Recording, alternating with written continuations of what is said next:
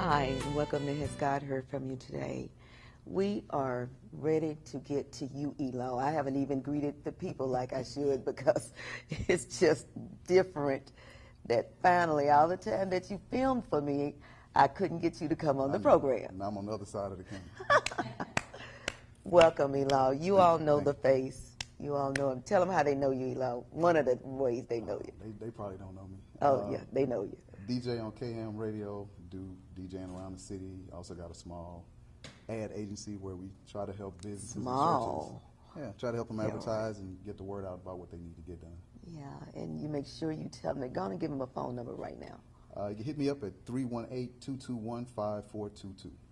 And we will do that like we normally do, get a pencil and paper, and we'll do that. Welcome to you all. I hope you had a great worship service. And you know, has God heard from you today? We spread the focus of seeking God more, talking to God more, and listening.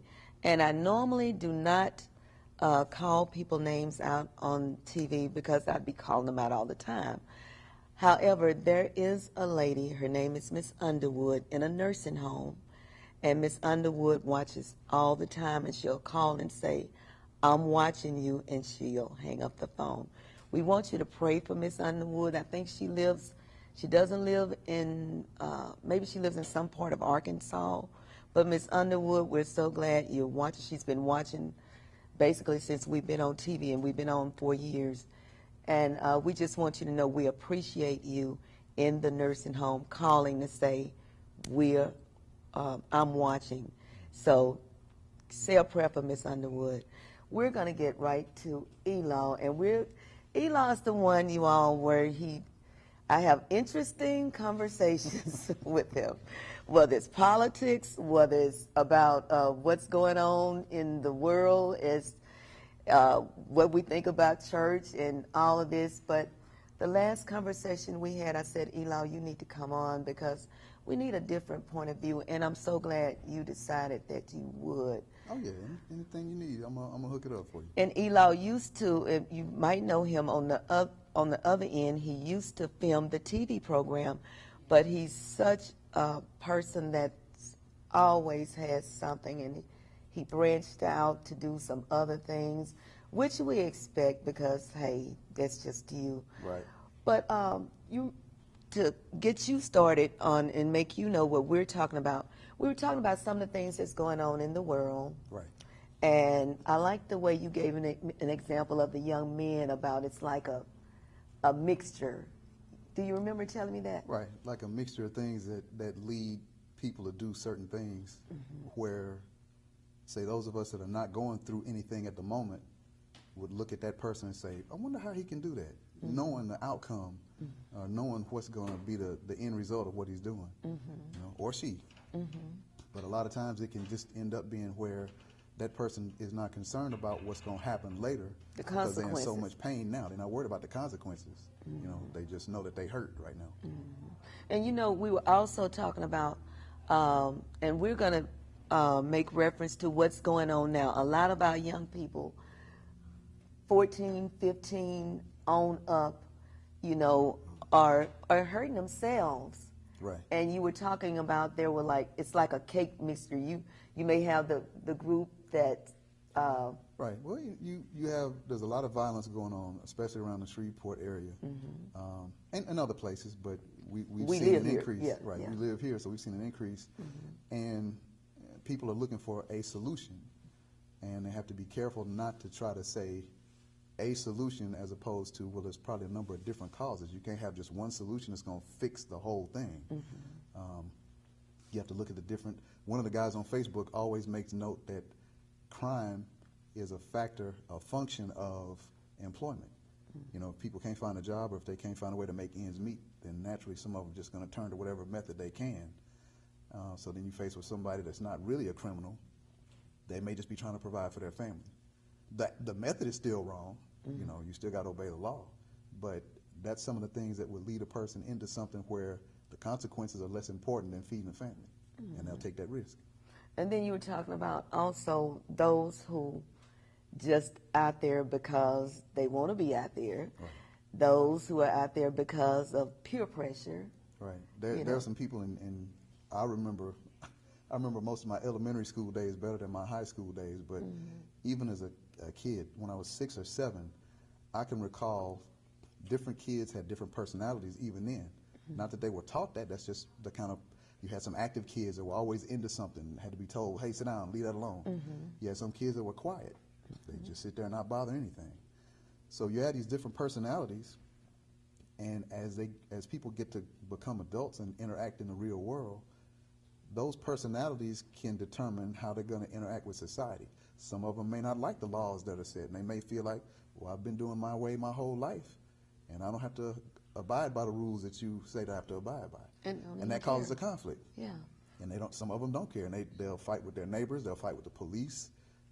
And I'm not saying those cases where, sometimes the police are wrong. Sometimes the police are right, but it's individual circumstances that have to be calculated. If you really want to find a solution to the violence and to the problems, you can't just say, well, this is the main cause and we're going to fix this one problem right here. You're going to leave out a whole lot of other stuff.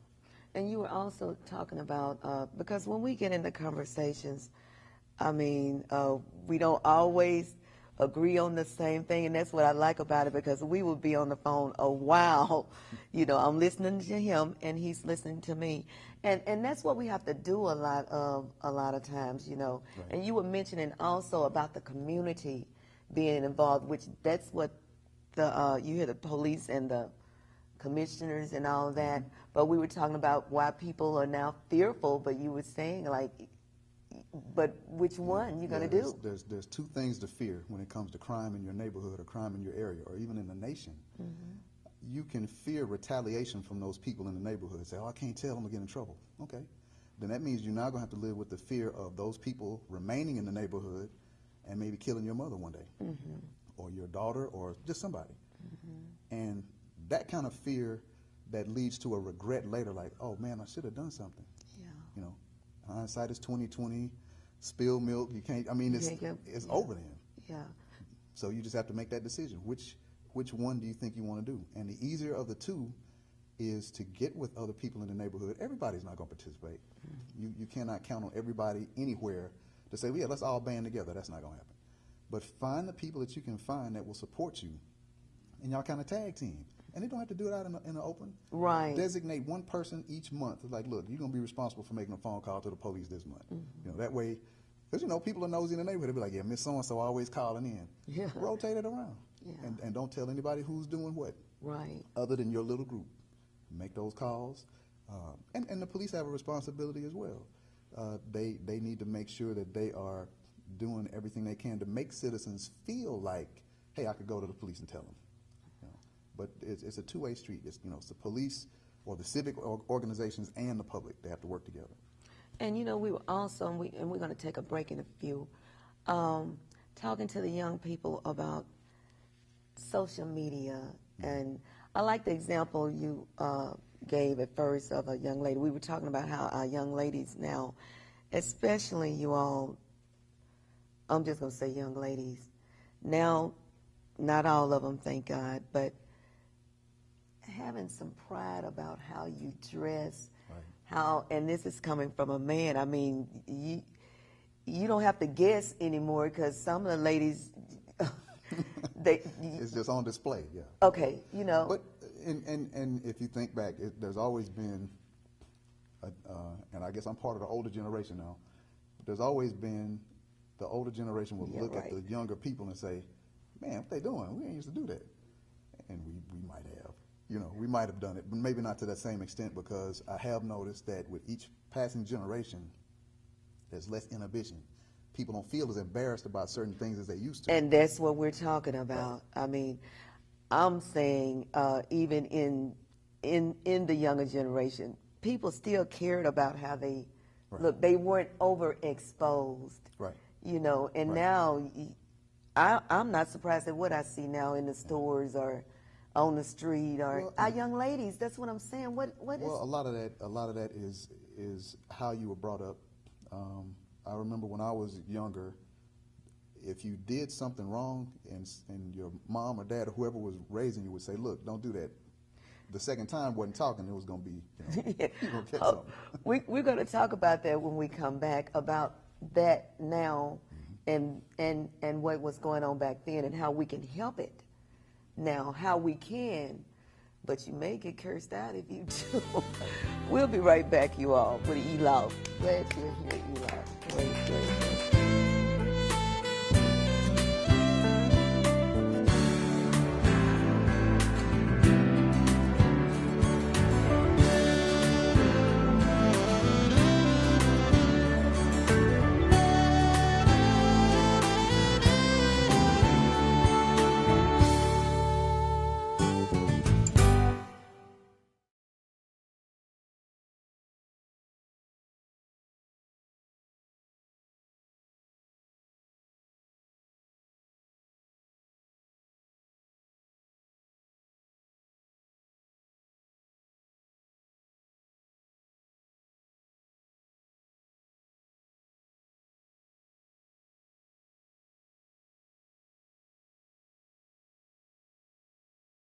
Welcome back, and I'm so glad you tuned in to Has God Heard From You Today.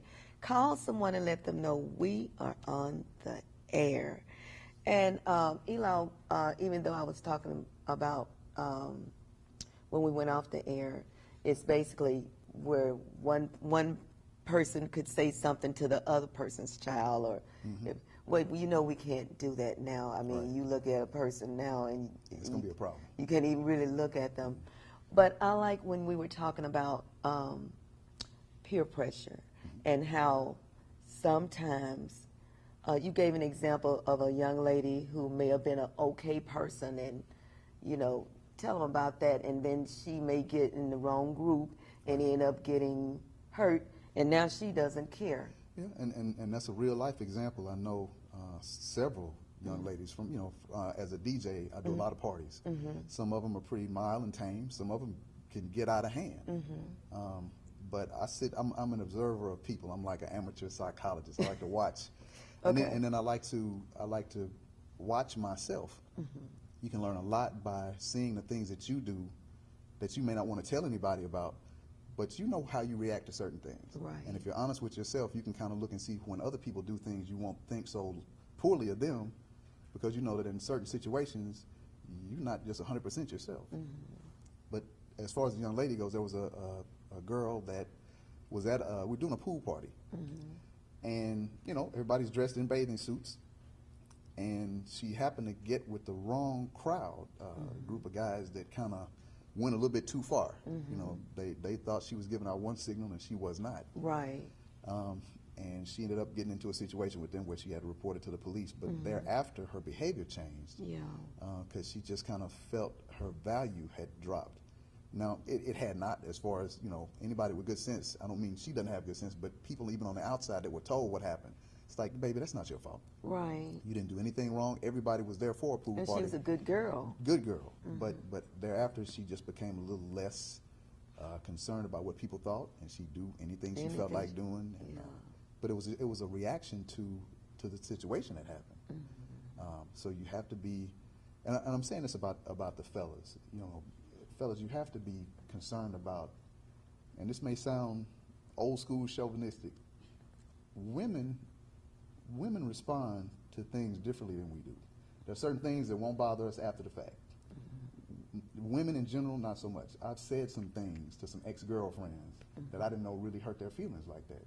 Later, after I understood, I had to adjust, but it was too late. So, you know, that's a hard lesson learned. But just be very careful about how you approach and interact with women using your own judgment. Don't feel like, oh, well, it didn't hurt my feelings, so she should be all right. It may not be that way. Right, right. Good advice, good advice. And then we also talked about, because in the conversation you said, hey, I mean, look what they did to Jesus. You know, they persecuted him, and he went about doing good. Right. And we were talking again about every time you wonder how, like, I know some people young people who've gotten into some trouble, and I would have never thought that they would have, because of the way they were in schooling. We're talking maybe they just graduated and in so much trouble, but they got with the wrong crowd. But you still, it's okay to say no. You know, we were talking about you may be called a punk because you won't do what they do. Be called a punk. And for a lot of people, that's easier said than done. Again, that's something I grew up in a household where I had mom and dad. And there are a lot of people that did grow up that way. And if it wasn't mom and dad, it might have been grandma, grandpa. But people have grown up in households where they've had support systems, where it's like, well, hey, I do have somebody I could talk to. Still, when you, as an individual, when you go out into the world and interact with people your own age or people that you kind of you want their approval, in other words. Right. There's certain things that if you're not really strong inside that you will give into. If you got 12 teenagers in a room and all 11 of the 12 are acting a fool, and that one is like, well, my mom and dad taught me not to act like this. Right. It's going to be really hard to stay in that room and keep that good posture without those other 11 kind of giving you a hard time. Now, if you got good sense, what you'll do is say, well, look, this is not where I need to be. And you're going to leave. And you go ahead and leave, realizing that you might lose those friends, but they were never your friends anyway. So that's what we need to stress on with, right, especially with our young men. And they need the support of some other system, because once you lose the admiration of those 11 people that you go to school with, that you got to see those people 5 days a week. Right. Once you lose that, you need somewhere else to go where you can feel like, okay, well, somebody to tell you, well, look, yeah, they were wrong. Because if you don't have anywhere else to go to get any support, whether your church, your family, wherever, if you don't have any other real friends, that's going to bother you. Of course. And at some point, you may be like, well, look, let me just go on and give in, because nobody else is shoring me up. Nobody else is telling me, what I should be doing. Yeah. Same with the community, because I know you had mentioned a little while ago about we had talked about the church and the community. And the community, and especially on the point, like he was saying, the news media, we can't blame the news media, but I was telling ELAW, there are organizations, there are church people that are having meetings with the young, with the men, with the ladies, but you don't know much about that. But right. And you were saying about, like, we get the bad stuff, but we don't right. get all of the good stuff. It's just the way things are promoted, and there's two reasons for that. One reason is because people like drama. Exactly. If they didn't, there wouldn't be certain TV shows, there wouldn't be certain books, there wouldn't be. I remember as a kid, before the internet even came out, everybody's always talking about, man, there's all kind of drama on the internet. Facebook is just full of people talking about this, talking about that. It's just, I don't know what the world is coming to. Man, think back to the 70s before the internet came out. I remember my uncles and aunts talking about a party line.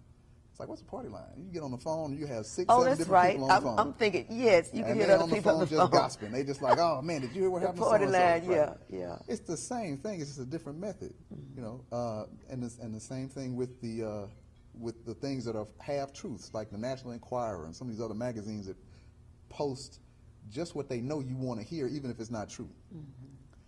You have to take the time in the community to make sure that the right information gets out. Don't spend so much time on things that are not going to be helpful.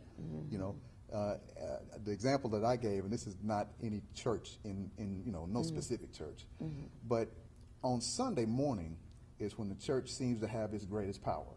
People are going to come to church on Sunday, and that's when I feel like a pastor or a congregational leader should give out that pertinent information about, look, I'm going to skip the sermon today. And don't tell them ahead of time, because they may not show up if you tell them what you're going to do. I'm going to skip the sermon today and try to tell you all how I think that you should interact with the secular world. All right? Because the pastor has information, as always, he gives it out of the Bible, trying to help you interact with the outside world. What's the verse about you're in the world but not of the world? He's trying to teach you how to navigate, because you have to navigate in that world. There's all kind of sinners and everything.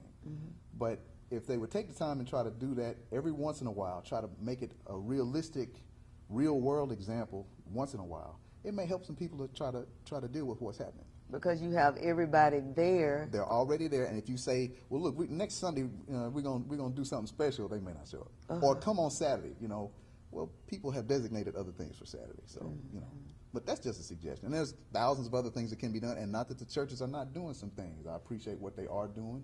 Can we do more? We can always do more. So there are some things that we can continue to do and kind of excel at. And I was telling you about a group that, and I don't know if it's time for a commercial or whatever, but I was telling you about a group that I saw on TV that I wasn't aware of, that meets on a local corner at a corner store every Saturday and preach. I happen to catch it on the news, and I'm going like, I didn't know that was going on.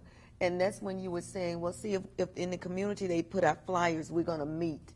at this time, and we're going to do this because even though the news media caught it that one time, this has been going on for a while. Right. And again, we talk about things sometimes in the community that are not as important. I made the example once that, I run a lot of TV commercials and I do a lot of promotions for myself and for other clients. Mm-hmm. And every once in a while you run across somebody who's like, oh, you got a business? I didn't know that. I hadn't heard about that. Right. Okay, that might be true. If I write a bad check tomorrow and don't put it on TV anywhere, everybody's going to know. Everybody's like, man, the ELAW was running around writing rubber checks, man. And it'll just go by circulate itself. Yeah. Right, circulate. May even get on Facebook. Right. If it gets on Facebook, that's a wrap. Yeah. But I'm saying that to say that instead of wasting a lot of time, you have to have recreational talk. People like that water cooler talk. Man, did you hear what happened to so and so? That's gonna happen. But when you're in a crisis like we are in now, and we have been before, you need to kind of cut that to a minimum and try to keep it to where, look, there's something really important that we all need to concentrate on. We need to be at this meeting, or we're setting up something over here. Can you come and attend? We're going to get right back with ELAW. His number, give him the number again. We're going to take a commercial. The number is 318-221-5422. We'll be right back. Thank you.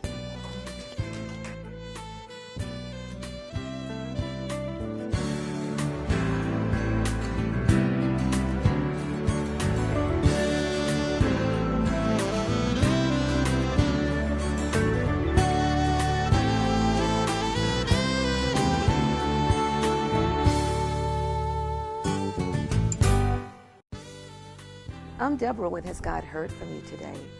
I'm spreading the focus of seeking God more, talking to God more, and listening. God didn't stop performing miracles. Come on. The biblical days is still here. People stop believing. So join us right here, Sundays, 3:30 p.m. We're encouraging others with our testimonies. If you have a testimony and you're not ashamed to tell it, call me. Has God heard from you today? All right, we're in the last 5 minutes. Again, we're with ELAW with KM. Talk about what you do. We have an internet radio station. It's live 24/7. It's not a podcast. It's not pre-recorded. khamradio.com. Just simply go to the website. You can listen live, call in, make requests. We play the latest hip-hop and R&B, the clean versions, no cursing. On Sundays, we play gospel music. We have community affairs shows. It's just a regular radio station. It just happens to be on the internet. And not only that, it's very popular. It's not just local. It's right. Yeah, we run a lot of TV commercials to promote it in other cities. I love my city. Shreveport is a great place to live and to work and to grow up. But there's other cities out there. And so we market and advertise the radio station in Dallas, in Houston, Chicago, St. Louis, just to get those other areas familiar with what the radio station is doing. Because one of my friend girls who has a business, you're doing hers in what part of Texas? We were in Houston, Texas, Houston, and she has a nonprofit organization, FLCRC, and they do a lot of things in the community, and we wanted to help out. And so I'm saying he not only, like I said, he used to film Has God Heard From You Today, but as you see, he's branched out into other areas, and so now we get to have him on this side of the camera. Give your number again. The phone number is 318-221-5422, or you can just go to the KHAM Radio website, which is khamradio.com. Also, ELAW, there's so many things that you do, but I know you put out things out there on Facebook, and he just puts it out there to get a reaction, and he gets a reaction. And when he was talking about the things that we could do and the things that are going on right now with our young people, so we only have a few minutes left, and you know how you just keep it so real with our young people, because you do some SPAR things where you're actually... Yeah, we're doing a lot of stuff with SPAR at the different recreational centers, especially for the summer, to keep the kids, like the part I can do is the entertainment, play the music, right. You know, keep them entertained in between the other activities that SPAR has set up for them. Right. Well, you know, we always say you don't look... you say older generation, but you know, you don't look as your age. So a lot of young people can relate to you. And so in these last few minutes, with the young ladies, with the young men, we can pray. Lord knows we can, and we need to do more of that. And I'm reaching out to the saved believers. You know the Bible, so you know what happens when we come together and pray. And I don't mean you have to come out your house sometime. Get on the phone, call somebody else. It's all kind of connections. Yeah, bottom line, if you're a young person, and I went through this when I was younger, and I'm 51 because everybody, Okay. So, Yeah. when I was a younger person, I found that when you reach out to people that you know are concerned about you, and don't fool yourself like a lot of people do, trying to say, well, I don't know who's for me and who's not.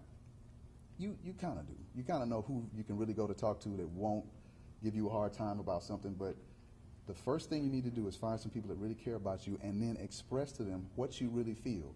If you feel like you want to commit suicide, tell somebody that. Don't just hold it in and think nobody cares. Right. Anything that's really important, find somebody to talk to, and then get some guidance from them. And of course, pray for yourself. You may hear a message from God yourself. You may say, "Oh man, I'm hearing voices in my head." Yeah. You'll be able to tell the difference. Yes. But Hallelujah. yeah, just find people that care, and pray for yourself, and just seek people and things that are good, because everything that's fun, sometimes it end up causing you more problems than it's worth. That's good. That is very good. You all, ELAW, I think I first met you in 2009. If you need some things done, he will do it for you. When I came with the TV program in 2014, I was like, Lord, who do I get? He was recommended to me by another TV station because he was going to be more reasonable than the TV station. This is a good person to have, just to even talk to you all. So what I want you to know is I appreciate you. I thank you for being there for us. And you're still there for us when we call you. You all, you heard him. Pray. Pray for yourself. God loves you. Jesus loves you. If you're not spending time with God, you're too busy. Tell somebody about us. We'll see you next week. Thank you, ELAW.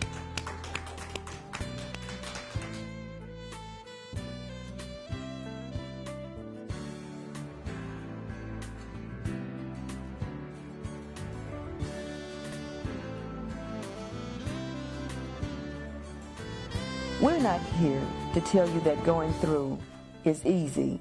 We're here to tell you that if you believe in God and you have accepted Jesus as your personal Savior, then you have His word, you have His promise that He will never leave you nor forsake you. Has God heard from you today?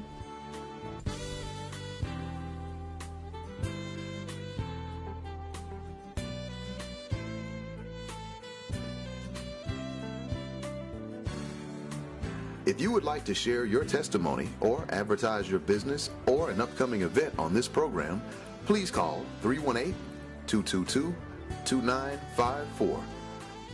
Also, visit our website at www.hasgodheardfromyoutoday.org.